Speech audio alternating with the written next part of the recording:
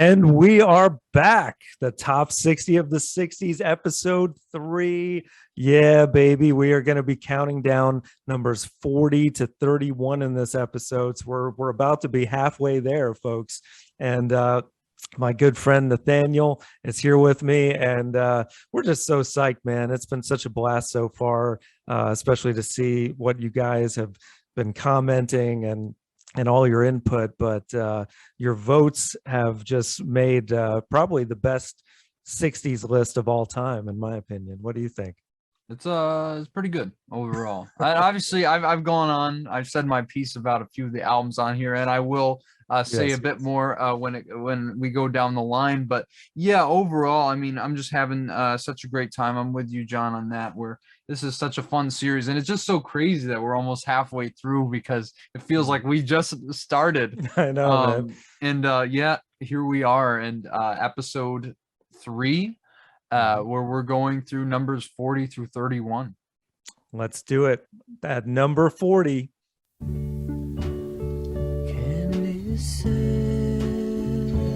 The Velvet Underground, the self-titled album from 1969. This was their third album, and this is actually my third favorite Velvet Underground album also, which, I enjoy it. I think it's pretty cool that they took a bit of a folky turn on this one, especially on the heels of White Light, White Heat, which is more or less like noise rock. So this is a bit of a breath of fresh air, in my opinion, especially songs like Candy Says, which is just beautiful, especially you don't hear many people using the word beautiful for Lou Reed singing, but on that track and Pale Blue Eyes, they're just two of the most gorgeous ballads that I think he ever wrote. And then you've got What Goes On, which is really an upbeat kind of, I love the syncopation on the rhythm guitar on that song.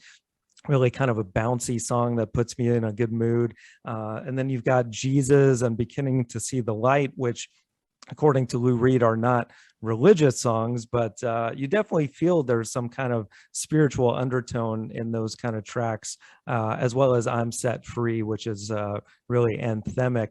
And then you've got, of course, being Velvet Underground, you got to go a little weird on the murder mystery with it's like two different stories going on at the same time, yet it's somehow still kind of engaging for almost 9 minutes. But yeah, overall, a pretty strong record, and I approve it being on the list. Well, I'm glad to hear that you approve of being on the list, John, because I absolutely love this album, and it actually is my third favorite Velvet Underground album. What do you know? Okay. Even though we might have a different order for those things. But yeah, this album is just fantastic, and as you said, really a breath of fresh air. Though I'm a fan of their more experimental noise rock stuff. This was really great. And just for Candy Says, that was actually Doug Yule singing the lead vocals, which I find interesting because he had a very similar timbre to Lou Reed. But I mean, just Candy Says, the very subdued guitars underneath it. Yeah. And the first song Lou Reed wrote about Candy Darling, because obviously he would mention her again in Walk on the Wild Side. But one of the absolute best ballads Lou Reed ever wrote, coupled with Pale Blue Eyes, which is just amazing and used so well in Adventureland, which kind of almost revolves around Lou Reed in that sense. But yeah, really, I mean, yet another highlight. Beginning to See the Light has a very, very hard edge guitar sound that I love from the Velvet Underground. And of course, the Murder Mystery, which of course, being, based on what I said, is my favorite track off the album, because it's like there's so much chaos going on, but it's all controlled chaos because it's so intricate the way they're telling two different stories. And I have yet to take the time to like put one earbud in and just listen. Also, because I have AirPods, so if I take one out, I won't hear it anyway. Right. But it's a song that you can really break down and like listen into the intricacies of the mix. And it's just such a bizarre song. And that's what I love about the Velvet Underground is their experimentation, obviously. But this really, the thing that's so impressive about this band is how they could be making that really avant-garde stuff and then come to this and not lose a single ounce of their identity. I mean, what bands can do that? Really not many. But I think the Velvet Underground is one of the select few. Yeah, absolutely, man. Yeah, and like you said, they're one of those few bands that are they're almost like chameleons. And with the only other person off the top of my head I can think of that with is Dylan, and usually that would be in like decade phases, but these guys Yeah. changed it up like every couple months, it seemed like. Right. And So, that was the thing. They only had 4 albums, and right. all of them I think are great. And we might Yeah. even be talking about the Velvet Underground. We'll see. But Mhm. I will say, honestly, I think this is a perfect spot for this album. I couldn't argue this at all. Really a great. This is where I'd have it on my list. So yeah, great job picking this one, guys. Really. Yeah, absolutely, guys. So now at number 39.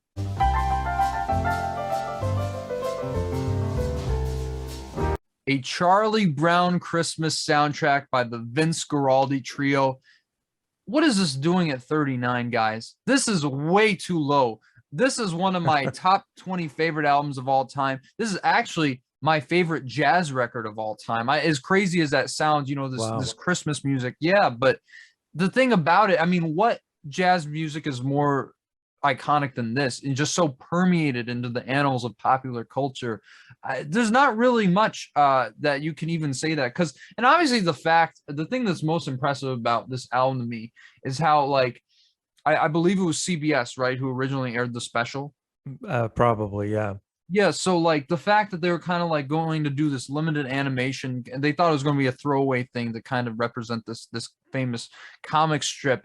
But obviously the work that Bill Melendez and everybody put into the production of it, I mean, it transcended all its limitations and became an all-time Christmas classic. Obviously, one of the greatest Christmas films ever made. But the fact that Guaraldi went so hard on this soundtrack is Hmm. unbelievable, because the musicianship on this thing is so immaculate and so precise and so intricate. It's just, I mean, especially just from O Tannenbaum, which you hear every Christmas, that Oh, yeah. just the jazzy rendition of it. And then of course when you get into that cool jazz, have with the like the slight drum brushes underneath, I mean, it's an all-time Christmas classic. And that's not even the best song on the album. Hmm. You also have really great takes on What Child Is This, which is beautiful in its own right. My Little Drum, which is like a very jazzy interpolation of Little Drummer Boy, but one that really stands out. Obviously, Linus and Lucy, the theme to Charlie Brown, really, more than anything, is such a classic. Everybody knows that. Oh, yeah. Gotta have that one. Just that piano Yeah. riff is amazing. Um, and also Skating, where you just picture the snowflakes coming down, and Oh, them man. like That song flipping out their alone, tongue. it's like so amazing. Like you really feel like the way he's playing the piano, it feels like snow is coming down. It's just it's a gorgeous. That's my favorite track. Oh, really? Hey, that's not a bad one at all. Very, very memorable, especially within context of the short. But Yeah. to me, the best song, I think, really on par with best Christmas recording with Bing Crosby's White Christmas, is the instrumental "The Christmas Time Is Here." Yeah, Uh, that close second for me. Yeah, that's and I love the vocal version as well. I mean, it's yeah, it's just such a staple of Christmas time. I mean, this is one of the greatest, not just jazz albums, but Christmas albums of all it's time. the And greatest. yeah, this made my list as well, man. And it just gets you in that Christmas vibe. And yeah, just totally iconic. And yeah, I also love the Hark the Herald Angels Sing, Yes. the choir. It just yeah, it's beautiful, man. It makes me think of all the little cartoons with their noses sticking Yeah, up in the air like singing. at the same time their mouths are like when they breathe, it's so great. and Love and it. also that, like, every time I think of the vocal version of Christmas Time Is Here, you just picture them skating on the Mhm. pond, and then Yeah. Snoopy like coming around and like dragging them up. But yeah, man, I just, especially on the instrumental though, I just have to talk about how brilliant the chord inversions are. They're so subtle, but Mhm. once you get to, like, I'd probably say the fifth time they play the chorus or so, near the kind of near the end of the song, it's such a small detail. They flip one of the notes to the top of the chord pattern, and you wouldn't think it'd leave that much of an impact. But when I hear it, it just hits me every time, and I'm like, oh my goodness, it's so euphoric.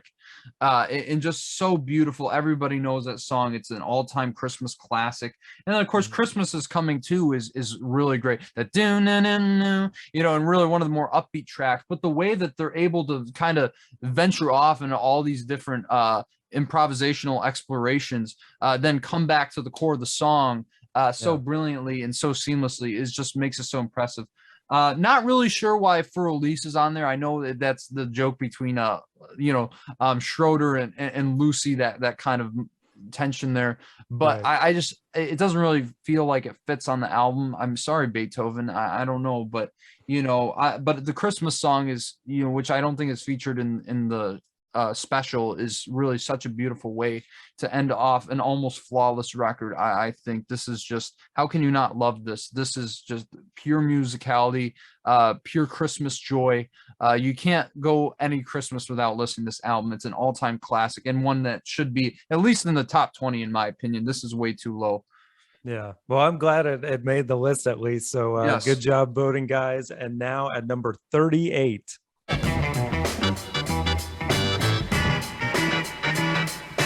Stand by Sly and the Family Stone from 1969, their fourth studio album, and probably their best, actually.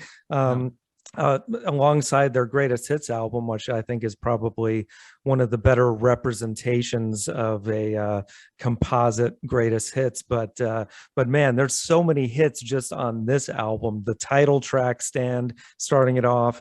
I Want to Take You Higher, Sing a Simple Song, which has one of the coolest guitar riffs of all time, so much so that Jimi Hendrix did a short cover of it on Band of Gypsies, the live album.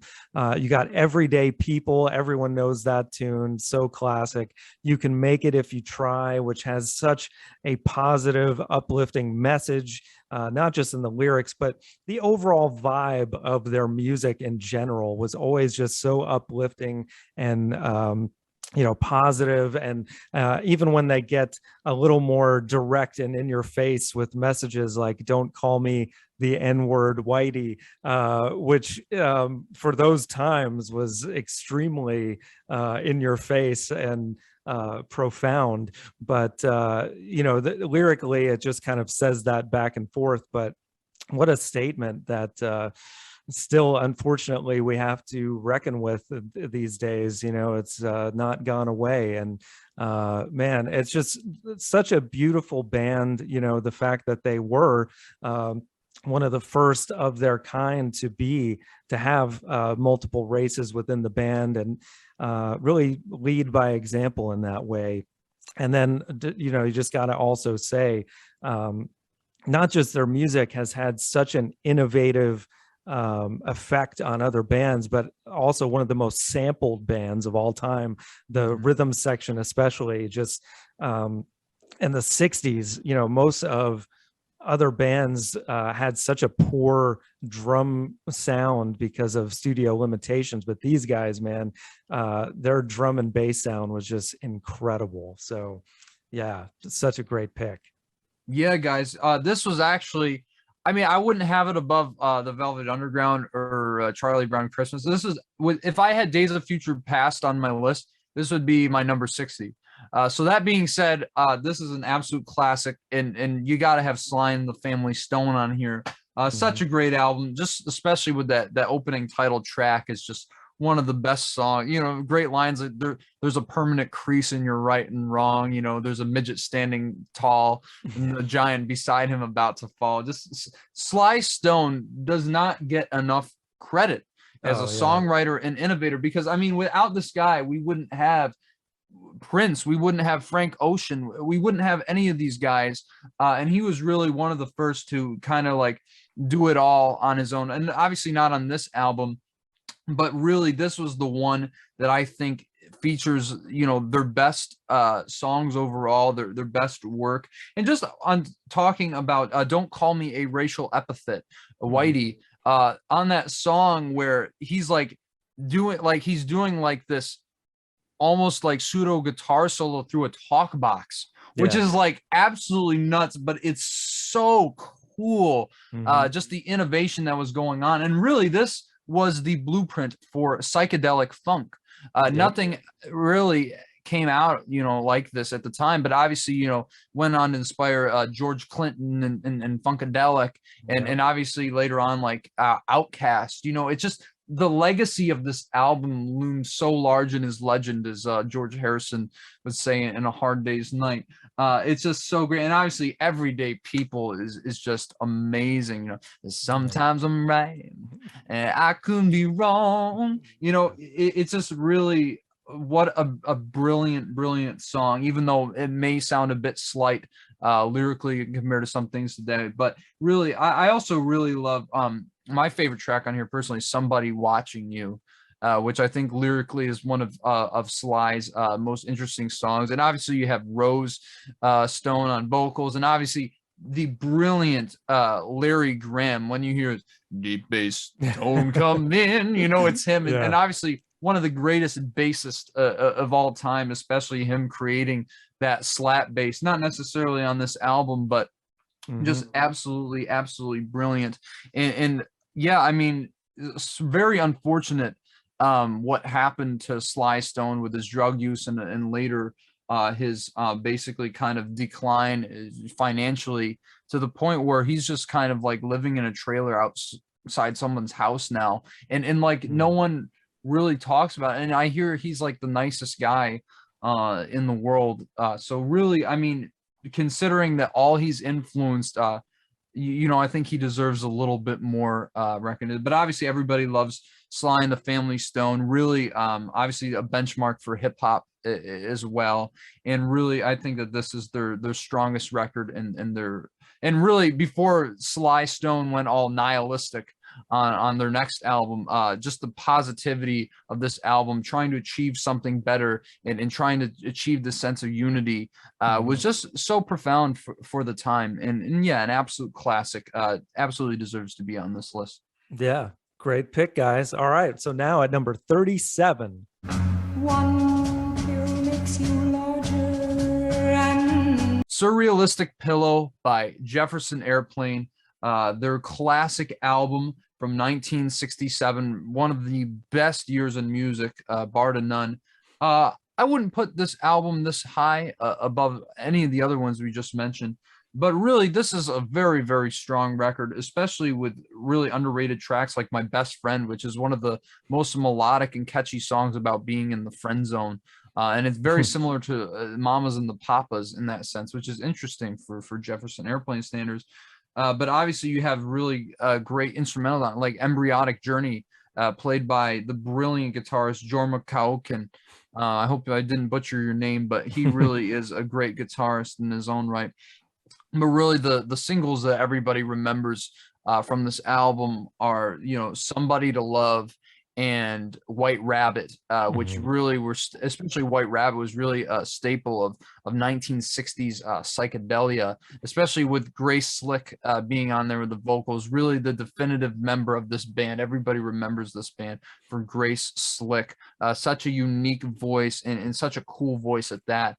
And obviously her contributions, like White Rabbit, ended up being some of the highlights on this record. I don't think that this is the peak of 60s psychedelia by any means, but I certainly think that this is a really strong record, as I said. And I'd probably put it a little bit lower on the list, but I get why it's on here. Oh yeah, definitely. And especially for, the hits that you mentioned, just those two alone. And Grace Slick, if the album was more of her on lead vocals, I think it would be stronger overall. But then again, you have some kind of playful, fun songs with Marty Ballin, like She Has Funny Cars, and Yes. Plastic Fantastic Lover, which is ridiculous, but a really fun song that would feel, without it, I don't know if that the album would be quite the same. DCBA was kind of a fun song as well. But yeah, White Rabbit, man, that track is just one that I think everyone thinks of when they think of psychedelic 60s. And I love the way that it builds from like truly a whisper to a scream, that dun dun dun dun dun dun. Yeah. So cool, man. And the whole Alice in Wonderland thing, mixed with taking pills. And yeah, it's just it's wild, man, but it's a blast, and good to see it on the list. I was expecting it to be. So now, folks, at number 36,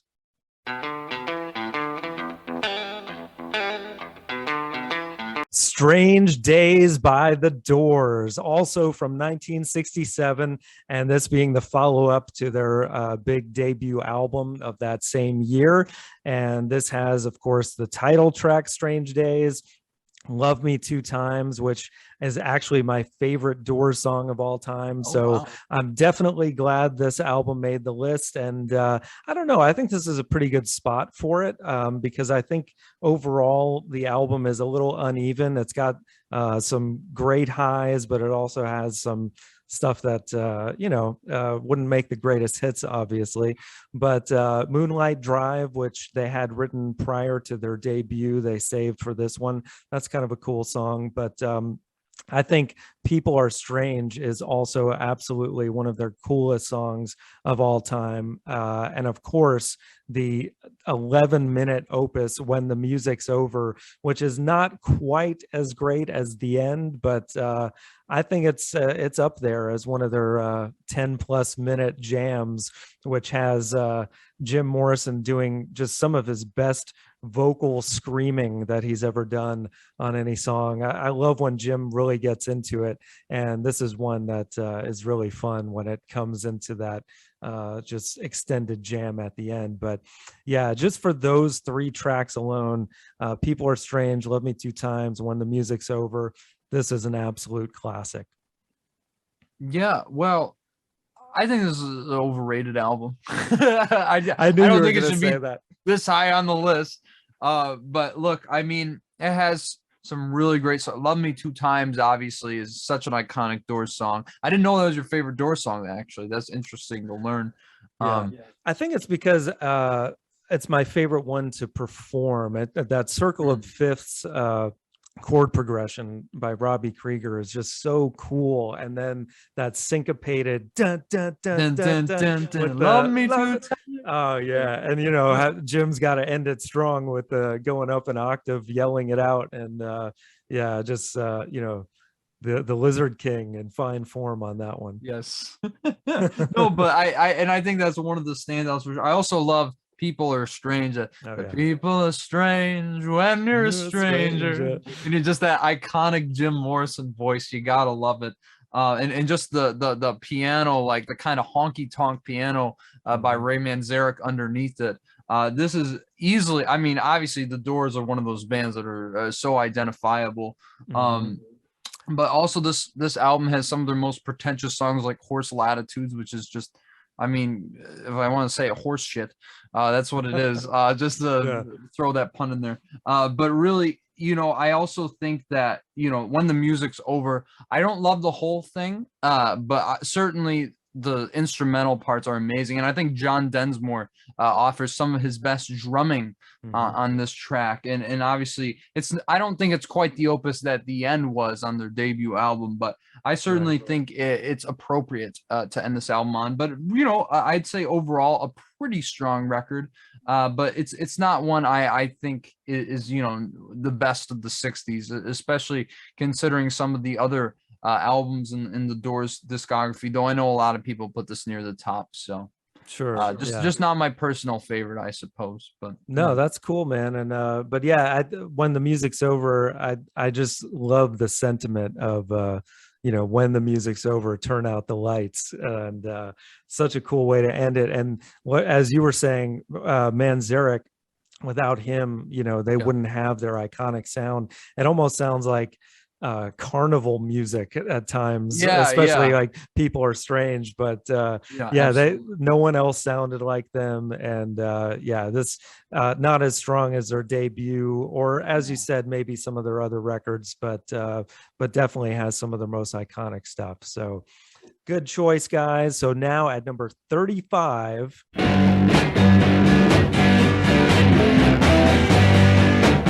White Light, White Heat by, yet again, the Velvet Underground. This is one of the best albums ever made, I think, and really where the Velvet Underground really pushed the experimental side of things. And obviously, I think it should be higher, but I get it's not for everybody. So it being at the spot is understandable. But man, I'm not a huge fan of the title track. I think it's one of the weaker tracks. But obviously, just Lou Reed talking about heroin usage. I mean, nobody was doing that at the time.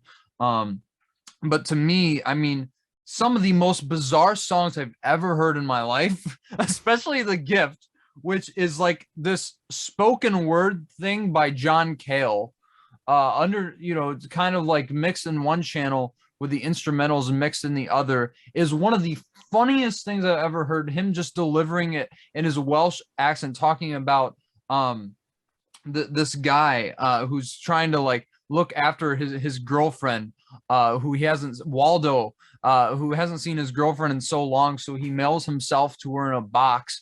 And also has some of the funniest lines. It's like little interludes, like, and she wasn't there for him. Aw. And it's just so hysterical. But without spoiling it, it evolves into one of the creepiest, most disturbing songs I've ever heard in my life. And the first time I heard it, it absolutely blew my mind. I'm like, what even is this? It's just so off the beaten path. It is so unkilter in every single way, but it is just astounding achievement in experimentation and sound. And then of course you have songs like Lady Godiva's Operation, where they're talking about like this transvestite trying to get a sex operation, and then they end up getting a lobotomy. I mean, this stuff is absolutely nuts. Yeah. And of course she has Here She Comes Now, which was also used in Adventureland, and I have a very funny association with that song. Ryan McGuire, if you're watching, you know exactly what I'm talking about. And of course, obviously, the standout for me, there's not many songs on this record, only I'd say 6 tracks, but you have that almost 20-minute long opus, Sister Ray, which I think is an absolute masterpiece. I think one of the best, like I was listening to the song, blasting it on my speaker in my ear, and it just shows like what Lou Reed was able to do with like 2 or 3 chords, the way he builds on this simple chord progression and just adds so much on there, so much noise, so many layers, just so many sounds just blistering in the background and like kicking up to like these really high pitches and high frequencies, and it's just all done so beautiful. It's really his the most debauchery he could come up with. He's like, this is what absolute debauchery sounds like, and it has some of the funniest lyrics in any Velvet Underground song, especially. It was like, and she's sucking on his ding dong. And you're like, what is going on? But yeah, it's so crazy. I think it's one of the best album closers of all time. I think obviously one of the most experimental songs in history, and I think one of the absolute bonkers but most profound and one of the most staples. I mean, obviously a staple in noise rock. I mean, this is noise rock at its best. I'm not usually a fan of that genre, but I think the approach that Lou Reed took on this is absolutely incredible, and I think that the results show.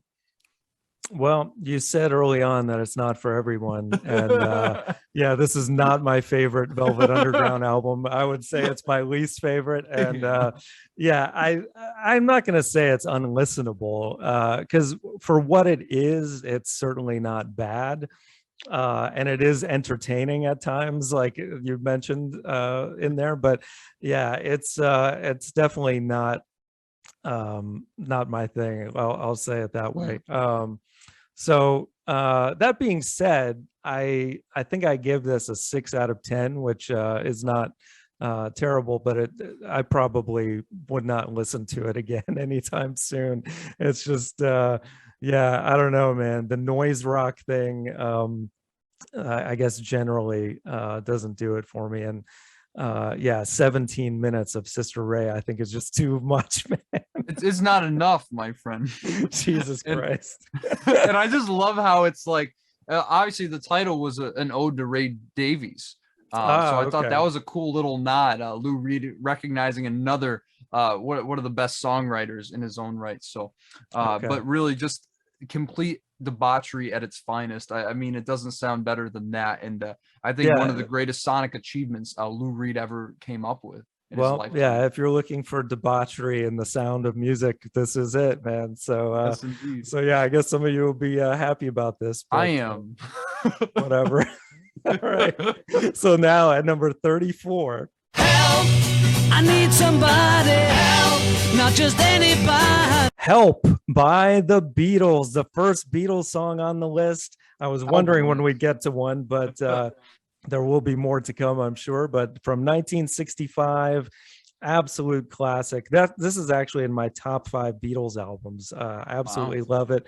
For that time frame, I think they were just hitting on all cylinders, from the title track to The Night Before. I mean, just 2 super catchy, upbeat, melodic songs by Lennon and McCartney.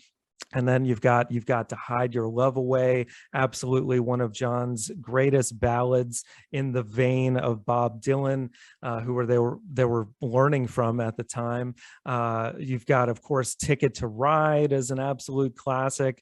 You're Gonna Lose That Girl. Just so many amazing tracks on this one album. And then, of course, towards the end, Yesterday, just what can you say? One of their all-time greatest songs. Paul McCartney just at his absolute best as a ballad writer. I even love Dizzy Miss Lizzy, which a lot of people aren't that into, but I don't think there's a weak track on here. And yeah, absolutely psyched it's on the list. Should be higher, in my opinion. Well, I might have to disagree with you a little bit, John, in the sense where I think this is at a pretty good spot. And I also think that there is a weak track on here, and it actually is Dizzy Miss Lizzy, which it's like, to me, it's like you follow up the Mona Lisa with a Ringo Starr painting, if we're talking about the realm of the Beatles. But, love you, Ringo. But the thing that is just so, I mean, obviously this album is an absolute classic. And if you didn't know, the Beatles are my favorite band of all time. But Same here. if you couldn't tell, but really, I mean, just the title track alone is one of the best songs of all time. And just that melody, that help, I need somebody help, not just anybody. Just when he comes in and really one of John Lennon's best melodies, and surprisingly his favorite song he ever wrote, which was kind of a shock considering it was one of the earlier songs. And not, it's still profound, but not as profound as what they would later do. So really cool to see that. But obviously, yeah, you're talking about The Night Before, which is such a banger, really such a catchy pop song from Paul McCartney there. You got To Hide Your Love Away, yet again, the ode to Dylan. And I really love the George Harrison pen track on here, I Need You, which I think is absolutely another great pop tune on here. And obviously You're Gonna Lose That Girl, the bongos, Ringo playing. I mean, how can you not say Ringo, like, how can you say Ringo's not a great drummer when you listen to a track like that? It's so great. Ticket to Ride, obviously an all-time classic. But I also really love the Ringo cover on here, Act Naturally. Something about Ringo talking about winning an Oscar is like one of the funniest things to me.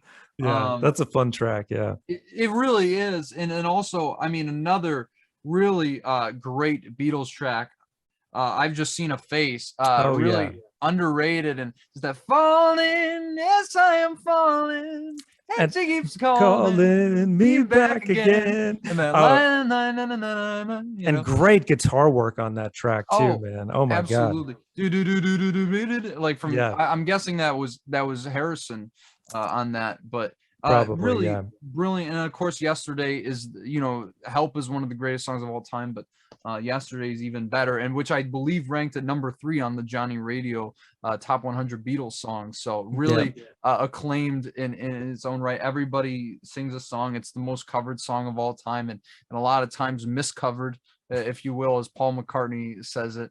But really, Dizzy Miss Lizzy really brings this thing down for me, or it would be way higher on my 60s list, just because, I mean, there's so many classics on here. And I think personally, it's very close.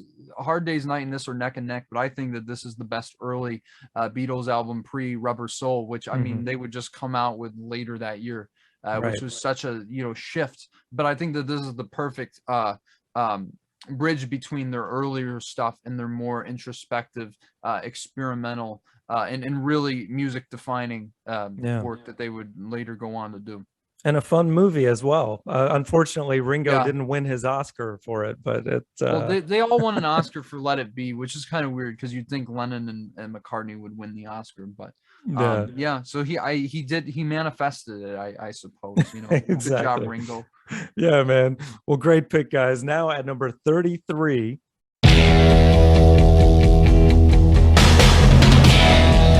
The Who Sell Out, another album from that great year 1967, and The Who made the list. So great this album made it, because I think that this is one of The Who's best records, absolutely. And it's so cool that Pete Townsend decided to do like this pseudo concept album where it's like kind of linking these passages and segues from like pirate radio stations that would play their music. I just think really defines the first half. The first half, I think there is not a single weak track. All these songs are just absolutely incredible, especially starting with Armanita City in the Sky, which is actually written by Speedy Keen. So not a Pete Townsend track, but I just love how it's like Daltrey's delivery, Armenia, because it's supposed to be Armenia, but whatever. Yeah. It's so much fun. And really one of the most psychedelic Who tracks, because they're not really known for being a psychedelic band per se. But of course, you have Marianne with the shaky hand, which is one of the funniest euphemisms and really this is the funniest Who album. I think that this is Pete Townsend at his absolute wittiest.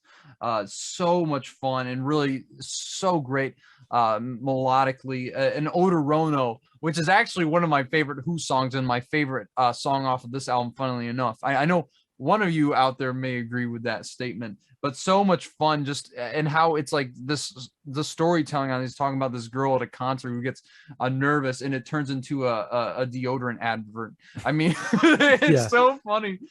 Then obviously Tattoo yet again is another absolutely hysterical Who song, but really I think features how great the 3-part harmony, because I feel like a lot of people talk about the Beatles in that vein and Crosby, Stills and Nash, but really between Roger, Pete and John Entwistle, they had some really strong 3-part harmonies. I think that completely shows on the song, and the melodic progression on here I just think is really complex and has some of the funniest lines on here, talking about like my mother, beat my brother because he didn't get the tattoo of her or whatever. Yeah, right. It's just so funny. And of course, Our Love Was is another really melodic, really a great Pete ballad, who I think is an underrated vocalist on these records. His voice is something about his voice is so cool. But obviously I Can See for Miles is the classic everyone talks about. And Moon's drumming on this song in particular is just so bombastic, but so triumphant, and really you can see why this is considered an all-time Who classic. And really the second side too with Can't Reach You is another great song. Silas Stingy, the Entwistle pen track, is so much fun, like the money bag, money man, there goes Silas Stingy, or there goes Mingy Stingy. I mean, it's so much fun. And how they're like singing in canon, almost like it's like a classical piece of music, and really so cool. The ending with Rael, which kind of like pointed to what their next album was going to be, and obviously even containing musical motifs that would be featured on Tommy. I think that this is an absolute, really a pop, an art pop classic, and I think really very untraditional from what people remember the Who being, that really hard-hitting band from the 70s. But this really was such a creative leap in their discography, and I think, as I said, I actually like this even more than Quadrophenia. This is my third favorite Who album. Wow. I like it, but I don't love it that much. I mean, honestly, I do dig the humor on this record, and I really appreciate the jingles and all that, and the creativity. But when I want to go for the Who humor, I usually jump to a quick one, While He's Away. and I get it all right there, man. Just that one song alone kind of Amazing. sums up what they do best. But no, there's some great, and of course I Can See for Miles, yeah, one of their greatest hits. But yeah, this would be set the template for what they would do later on Tommy. I think even better, especially for a concept album. But yeah, definitely a classic, and deserves to be on the list. I just wouldn't have it as high personally, but that's cool that you love it that much, man. Yes. Personally, I think it is at a very good spot. This is probably around where I'd have it. So, yeah, great job getting the Who and this album specifically on the list. It's an absolute classic. Yeah, guys. All right. So now at number 32.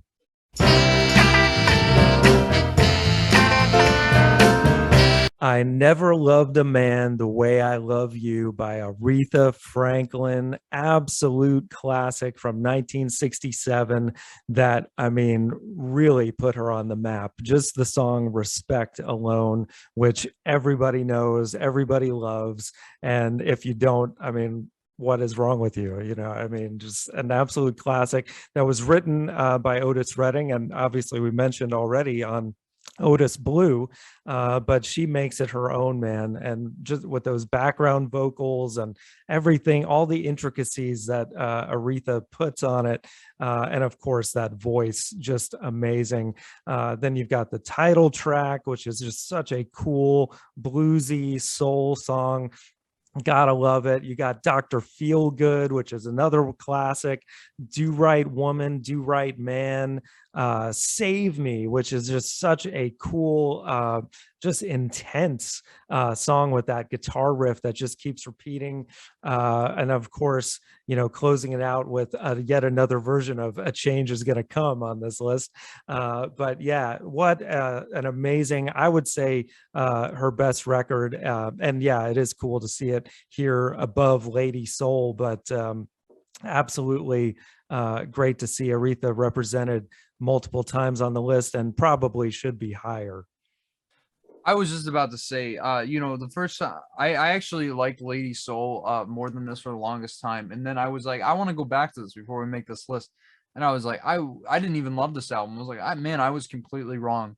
And really, yeah, it should be at least in the top 25. I mean, come on, guys. This is such a classic, seminal album from the greatest vocalist in history. And really, this was really where she broke out, because she was, stuck in that jazz stuff with Columbia. And then when she signed with Atlantic, really that soul sound, they discovered this is what she should be doing. And obviously the opening track, one of the greatest songs of all time, not only ranked at number 1 on the new Rolling Stone list of the 500 greatest songs of all time, but also number 1 on the Johnny Radio top 100 songs of all time. So that's pretty cool right there. That's right. Yeah. But and really, I think it goes, it's not hard to see why, just from the opening chord and that, what you want, baby, I got it, and just the vocals, I mean, obviously, are killer, but has one of the greatest grooves of any song. And just the way she took this Otis Redding song, not only put her own stamp on it, but turned it into a feminist anthem. Like there's nothing like this song. And I think obviously coming out right in, yet again, I believe this album came out in 1967, which is, I don't know how, like, what number that is on this list from that year already, but just an absolute all-time classic, and really a pivotal moment in culture. I think even more so, and you really have a lot of feminist tones on this album too. And obviously I Never Loved a Man the Way I Love You, is really kind of reflective track. And I just love that opening organ riff, that dun, dun, dun, the organ riff, and the horns are so great on this too. Oh my God, man. It's really, that's what makes the soul record, those horns, those grooves, the delivery, because literally every single word Aretha is singing on this album, you feel just coming straight from her heart. And just the way she'll like take certain phrases, especially on Dr. Feelgood, when she's like, yes it is, like the way she, like, you completely, like, it's such a little thing to do and add to the song, but adds so much character and really just, such a strong vocal delivery. You gotta love the little flourishes she puts on these songs. And of course, I mean, There's not a weak track on here. I don't think at all. Don't Let Me Lose This Dream is great. A very, very bossa nova type song too, with a really brilliant song structure, and just that like that little vocal run she does is just so brilliant, and just another proof, of her vocal chops, if you need any at all. Baby Baby Baby is another one where she's like singing in the stratosphere right at the end of that song. And obviously I do love her cover of Sam Cooke's Good Times too, which we obviously talked about on Ain't That Good News. But really, Right. it's a little brief, but I think it's great nonetheless. But really, I think unequivocally the second best song on this album after Respect is Do Right Woman, Do Right Man, what I was talking about with the feminist themes. Like, this song always gets me riled up, man, especially when she's like, she's not, a woman's not a plaything, she's flesh and blood, just like a man. Like, Yeah. whoa, Yeah. man. That's One of great. the boldest statements for the time, and it's crazy that song was written by two men because it doesn't feel like it. And it really is one of her absolute best, most iconic songs. And just the melody, do Yeah. The right, harmony on that woman. is so good too. Yeah. Yeah, man, the And those backing, background vocals that do right. And yeah, like, who would have, especially like just some of those things that they do on this Respect, especially like the sock it to me, sock it yeah, to me.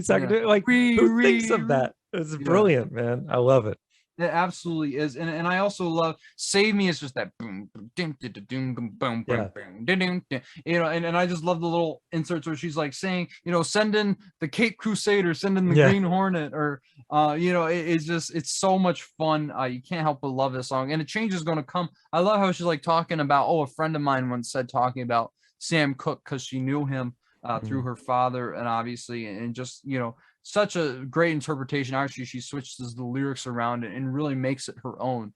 Yeah. But what a brilliant way to close maybe the best soul album of all time. And I can't believe it's this low, guys. I mean, really, this Yeah. should at least be in the top 25. Like I said, it's an absolute classic, and really Aretha's greatest achievement of her entire career. Yeah, I agree. It definitely should be higher, man. But what are you gonna do? So now at number 31.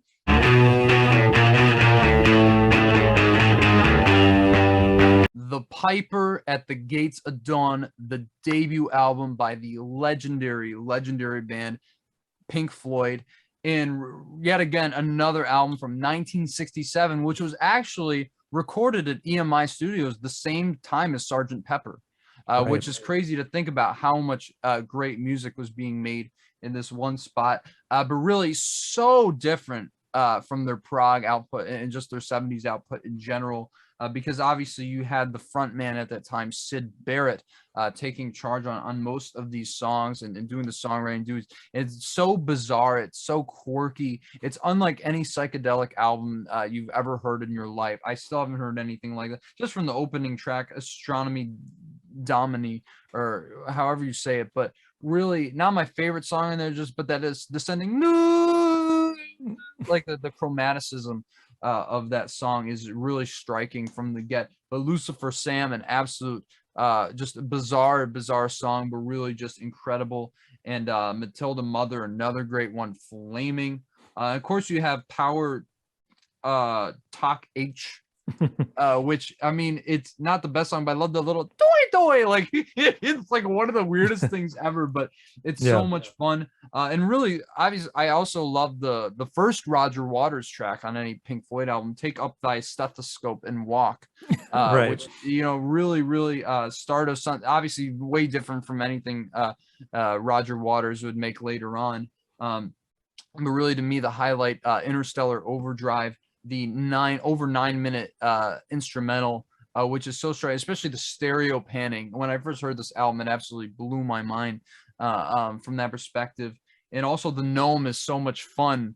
I think melodically the most memorable song on this album, and just his name was Grimble Grumble. It's so like, because obviously Sid Barrett was very influenced by like these childhood stories and kind of manifested it through this very psychedelic music, and it's just so brilliant. It doesn't ever really feel that cloying to me. Chapter 24 is also really cool, but the Scarecrow, as brief it is a powerful track, and I think Bike is like one of the trippiest Pink Floyd songs. I think the trippiest song on this album, and just like him talking about like the little mouse. I'll name him Gerald. It's like, what is this? But it's just so brilliant. I absolutely love what Syd Barrett did with Pink Floyd, and obviously he tripped on LSD for like a straight month or something. Obviously we all know what happened and how he later influenced their later works with his story. But really I think that this was just like such a creative and artistic statement, especially for the time. There's nothing that sounds like this then, and there's nothing that sounds like it now, and obviously nothing in their catalog. It really is an outlier, but this is my fourth favorite Floyd album, which I think says how good Pink Floyd is. But really I think that this is a good spot for it, honestly, but I don't think it should be above Aretha, but that's fine. Yeah, I agree there. Yeah, it's super weird and trippy and psychedelic, and yeah, nothing quite like it, which is saying something for Pink Floyd. But I probably wouldn't have it in my top 5. But as far as it's just such an interesting origin story for one of the greatest bands of all time. And yeah, I'm not as big a Barrett fan as I am Gilmore, obviously. I so much more appreciate their 70s output, but that would not exist without the 60s output. And songs like Interstellar Overdrive, which I believe bands like Pearl Jam still cover to this day live, which that tells you all you need to know. It's just like one of the coolest instrumentals of all time. So I think it's not strong throughout. I mean, there's not really necessarily a weak track on here, especially for this kind of style. You just kind of got to roll with it. But yeah, I wouldn't have it as one of my favorite Floyd albums, and probably wouldn't have it this high on the overall list, especially in relation to Aretha, as you just said, or some others. But yeah, great pick, guys. I mean, it had to be on here at some point. So Absolutely. I actually I like this even more than The Wall. wow, I don't actually, because I find The Wall to be a little self-indulgent. But that this is long. Yeah. yeah, but really, and obviously the Roger Water vocals on that album, I'm not huge on, but I Sure. think, coming back to this and listening again, I was like, I mean, I don't think there's a weak song on here. And I just absolutely love the experimentation, and really, as I said, a landmark psychedelic album from the 60s. So glad Yeah. to see it this high on the list. Yeah, well, cool. Well, we're at the halfway point already, guys. So we made it. So next week, be sure to tune in. And if you haven't subscribed to Nathaniel's channel, please do that so you don't miss out, as we're doing every other episode on each other's channels. But yeah, I can't wait to see where we go from here, guys. And please let us know in the comments below how you think it's going, what you think is coming next, and let us know some of the things that you voted for if you've seen them on the list so far. So yeah, anything else you want to say, man? That's about it. I think you said it very well yourself. Sweet, bro. Well, we'll see you on the next one. Can't wait. Peace out.